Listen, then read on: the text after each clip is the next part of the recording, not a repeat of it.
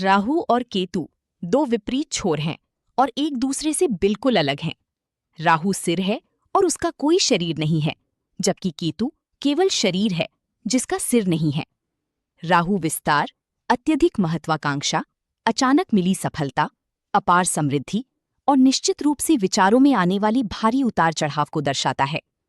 कुछ क्रांतिकारी विचार और कार्य व्यक्ति को ऊंचाइयों पर ले जा सकते हैं, लेकिन साथ ही इसमें एक गलत निर्णय या मूर्खतापूर्ण कार्य के कारण नाम और शोहरत कमाने के लिए की गई वर्षों की कड़ी मेहनत की बर्बाद होने का भी जोखिम होता है। मन और मस्तिष्क की शक्ति सिर में ही होती है। मन अच्छा और बुरा दोनों ही तरह के विचार उत्पन्न कर सकता है। अच्छा, जो स्वयं और मानवता के कल्याण के लिए हो, और बुरा, जो विनाश और संहार का कारण बने। राहु और केतु की अवधारणा को समझने के लिए आइए हम पतंग उड़ाती हुई एक लड़की का उदाहरण लें। जब पतंग आसमान में ऊंची उड़ती है तो वो अचानक कई मोड़ लेती है और आसमान की विशालता में मिली नई आजादी का आनंद लेती है। उसकी महत्वाकांक्षा होती है कि वो आसमान की हर उस चीज को खोज ले जिसे वो खोज सकती है। इस प्रक्रिया के दौरान वो नीचे की ओर भी गोता लगाती है और यदि उसे स्थिर ना किया जाए तो वो नष्ट भी हो सकती है। इस मोड़ पर पतंग उड़ाने वाला लड़का बड़ी कुशलता से उसकी डोर को संभालता है।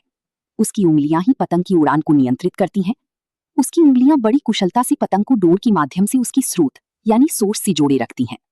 ये स्रोत जो पतंग को ऊंचाइयों तक ले जाता है, जमीन पर स्थित होता है और जमीन के साथ इस जुड़ाव को ही ग्राउंडिंग यानी जमीन से जुड़ाव कहा जाता है। यहाँ केतु ही वो कारक है जो व्यक्ति को मानवीय दायरे में जमीन से जोड़े रखता है। तो फिर क्या होता है जब पतंग जोर से झटके खाती है और इस प्रक्रिया में उसकी डोर टूट जाती है? वो अपनी दिशा खो देती है और अपने स्रोत से पूरी तरह कटकर बस इधर उधर भटकने लगती है। मानवीय संदर्भ में इसे एक ऐसी स्थिति माना जाता है जहां व्यक्ति का अपनी जमीन से कोई जुड़ाव यानी ग्राउंडिंग नहीं रह जाता। यहाँ डोर मानवीय आत्मा का प्रतीक है। पतंग आत्मा की उस महत्वाकांक्षा को दर्शाती है जिसके तहत वो ऊंचाइयों को छूना चाहती है और बाहरी दुनिया की खोज करना चाहती है।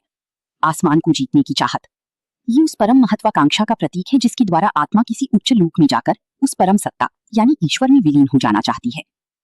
इसके विपरीत केतु वो जड़ है जो आत्मा को पृथ्वी पर उसके निर्धारित उद्देश्य से जोड़े रखती है और उसी जमीन से जुड़ा रहने में मदद करती है।